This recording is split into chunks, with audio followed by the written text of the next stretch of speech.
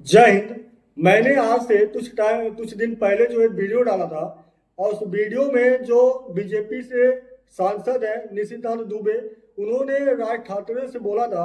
अगर तुम्हें जो है इतना तुम्हारे अंदर वो है तो तुम आओ हमारे यहाँ उत्तर प्रदेश, बिहार, तमिलनाडु आओ, तुम्हें पटक पटक कर मारेंगे।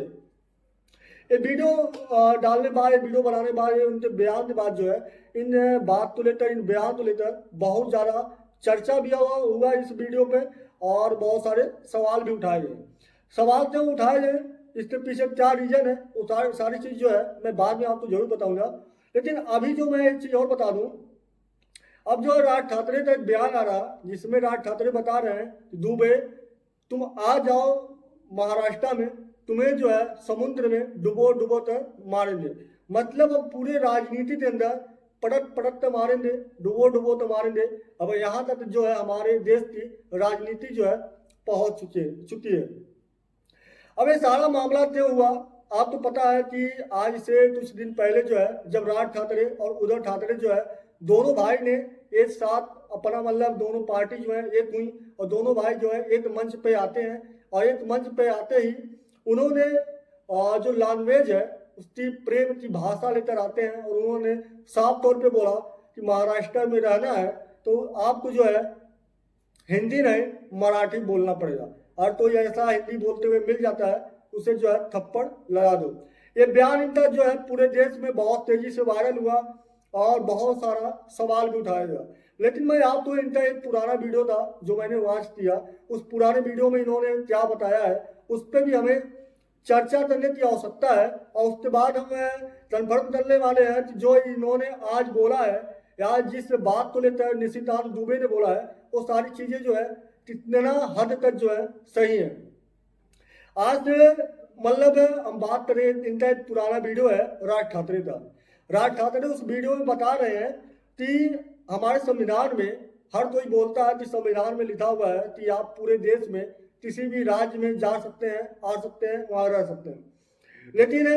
उन्हें जो है पूरा पता नहीं है कि उस संविधान में क्या लिखा हुआ है। उन्होंने वहां पर यह बोला कि जो संविधान है, संविधान में डायरेक्टली रूप से ये लिखा हुआ है कि आप कहीं पर भी जाइए, किसी राज्य में जाइए, आप वहां पे पहुंचने बाद जो है वहां की जो पुलिस चौकी है, जो वहां पे थाना है, पुलिस थाना है, वहां पे आप जाइए, वहां पर अपना नाम बताइए, आप अपना एड्रेस बताइए, आप जो है उस राज्य में क्यों पहुंचे हैं ये बताइए, किसने आपको बुलाया है वो चीजें बताइए, और आप जो है आप कौन सा काम करने आए यहाँ पे वो सारी चीजें वहां पे बताइए।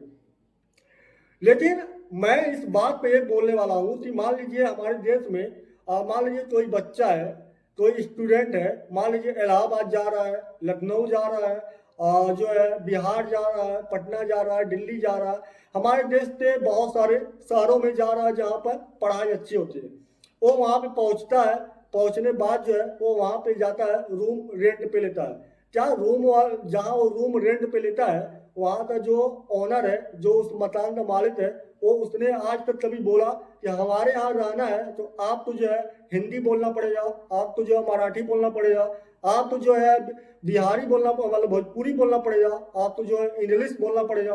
क्या ऐसा अभी तक हमारे देश में कभी हुआ था? अब ये जो बता रहे हैं कि संविधान में जो चीजें हैं, मैं उन सारी चीजों का सराहना करता हूँ, अच्छी बात है। जाहिर सी बात है, एक बच्चा जब रूम लेता है तो वो भले ही वो मकान मालिक जो उससे नहीं बोलता है कि जो है तुम्हें जो भाषा मैं बोलता हूँ वही तुम्हें बोलना पड़ेगा, लेकिन मकान मालिक ये जरूर बोलता है कि आप अपना आधार कार्ड जो है, आप अपना नाम जो है, आप अपना एड्रेस जो है हमें जरूर बता देना। जाहिर सी बात है भाई, अगर मान लीजिए आप किसी फैमिली में जा रहे हैं, इतना तो उस फैमिली वालों को पता होना चाहिए कि आप कहाँ के रहने वाले हैं, आपका बैकग्राउंड क्या है, आप घर कहाँ है, किस गांव से है, किस राज्य से है, और ये सारी चीज़ें जब पता रहती हैं तो फिर उनके लिए आसानी होता है कि उनके फ्यूचर में कभी प्रॉब्लम भी नहीं होती है। कोई ऐसा मान लीजिए कोई चोरी का प्रॉब्लम हुआ, कोई अन्य प्रॉब्लम हुआ, ये सारी प्रॉब्लम जो है होने से बच जाता है। लेकिन मैं राज ठाकरे से पूछना चाहता हूँ, संविधान में जहाँ आपने पढ़ा है कि यहाँ पे जब भी आप किसी अन्य राज्य में जाओगे तो वहाँ जाने के बाद जो है आप तो वहाँ अपना नाम, एड्रेस, सारी चीज़ वहाँ पे पुलिस थाना में जो है लिखवाना पड़ेगा। क्या आपने वहाँ एक पढ़ा कि वहाँ पे उस राज्य का भाषा भी बोलना अनिवार्य है? अगर मान लीजिए कोई बिहारी, कोई जो है बिहार का रहने वाला आदमी दिल्ली में जाता है, तो क्या दिल्ली में चाहे केजरीवाल की गवर्नमेंट थी चाहे बीजेपी की हो, क्या वो वहाँ पे बोलने देती तुम्हें दिल्ली में रहना है तुम हिंदी में ही बोलो, तुम्हें भोजपुरी में नहीं बोलना? अरे भाई, उसके ऊपर निर्भर है कि उसे हिंदी आता है या नहीं आता है, वो कितना टाइम लगेगा हिंदी सीखने में, ये सारी चीज़ें जो उसके ऊपर निर्भर होती है। मान लीजिए महाराष्ट्र में कोई जा रहा है, तो आप वहाँ पे ये बोल सकते हैं कि आपको जो है महाराष्ट्र में रहना है तो आपको जो है हिंदी, अपने जो लोकल भाषा है उनके साथ में आपको मराठी भी आनी चाहिए, ताकि जो महाराष्ट्र में रहने वाले लोग हैं उनके लिए प्रॉब्लम ना बने। आप वो जो है आपकी भाषा जो है बड़े आसानी से, बड़े सरलता से समझ जाए। अगर ये चीज़ें आप उस आदमी से बताते तो शायद इस पे जो है कभी ना तांडव होता, ना कभी इस बात को लेकर इतना बड़े मुद्दा बनाया जाता, ना कभी मारपीट होता, ना कभी कोई अन्य बवाला होता। लेकिन यहाँ पे आप तो जो है डांटली रूप से बोल रहे हैं कि आप तो हमारे यहाँ हिंदी बोलना ही नहीं है, आपको हमारे यहाँ जो है मराठी बोलना है। भाई, किस आधार पर मराठी बोलना है? आप ये सारी चीज़ें जो है बताइए। ये जब इनका भाषण आया, इनका बयान आया, उसके बाद जो है निशिकांत दुबे जो है, एक्चुअली में आपको पता है निशिकांत दुबे जो है ये एक सांसद के पद पे है, लेकिन राज ठाकरे जो है ये शून्य पटक भेली है, इनके पास कुछ भी नहीं है। तो अब जो निशिकांत दुबे हैं, इनके एक बयान में और राज ठाकरे के बयान में जमीन आसमान का अंतर होने वाला है, क्योंकि ये जो है एक संवैधानिक पद पर बैठे हैं, ये जो लोकसभा में बैठते हैं,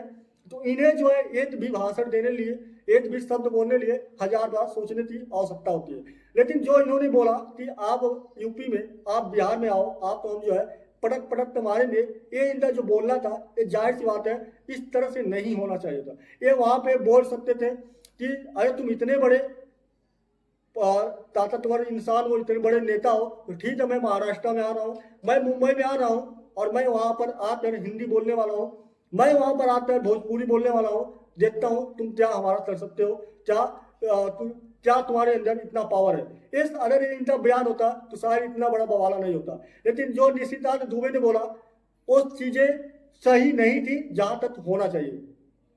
लेकिन अब महाराष्ट्र की तरफ से जो बयान आया राज ठाकरे का, अब वो चीजें और भी ज्यादा गड़बड़ है, क्योंकि पहली बात ना ही वो संवैधानिक पद पर बैठे हैं, और दूसरी चीज आप जिस संविधान की आप बात कर रहे हो उस संविधान में आपके एक कहीं पर भी नहीं है कि आप जो है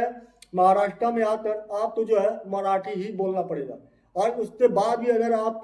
मराठी के नाम पर जो है आप पूरे देश में गंदा फैलाते हैं, बवाला करते हैं, ये सबसे बड़ी शर्म की बात होनी चाहिए। दोस्तों, इनका एक और भाषण था, उस भाषण में इन्होंने बोला कि हमारा जैसे यूरोप है और यूरोप में बहुत सारे राज्य हैं, लेकिन वहाँ की लैंग्वेज जो है एक है, उसी तरह जो है हमारा भी देश है, यहाँ पे जितने भी राज्य हैं ये राज्य नहीं, ये देश है। इस बुर्बक तो कौन समझावे कि हमारे यहाँ जो देश है उसे ही राज्य माना जाता है। हमारे संविधान में हमारा जो देश है उसी को राज्य का नाम दिया जाता है, और ये बता रहा है कि जितने राज्य हैं उतने हमारे यहाँ देश हैं। मतलब हमारे यहाँ 28 राज्य हैं, 8 केंद्र शासित प्रदेश हैं, इसका मतलब ये हुआ हमारे यहाँ 36 देश हैं।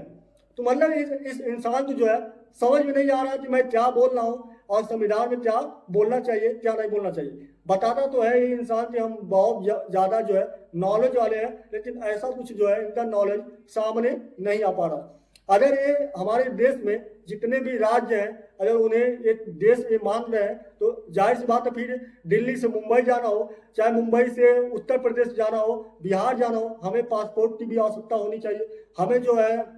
वीजा भी बनवाना चाहिए। ये सारी चीज जो हमें होनी चाहिए, तब तो फिर हमें एक देश से दूसरे देश में जा सकते हैं, ऐसा भी होना चाहिए। बहरहाल इस इंसान ने जो भी बोला इस पे आप क्या बोलना चाहते हैं, आप अपनी राय कमेंट बॉक्स में देना। वीडियो अच्छा लगे तो लाइक शेयर भी करना, पहली बार जुड़े हैं तो सब्सक्राइब भी कर लेना, और मिलते हैं नए वीडियो में। जय हिंद, जय भारत, वंदे मातरम।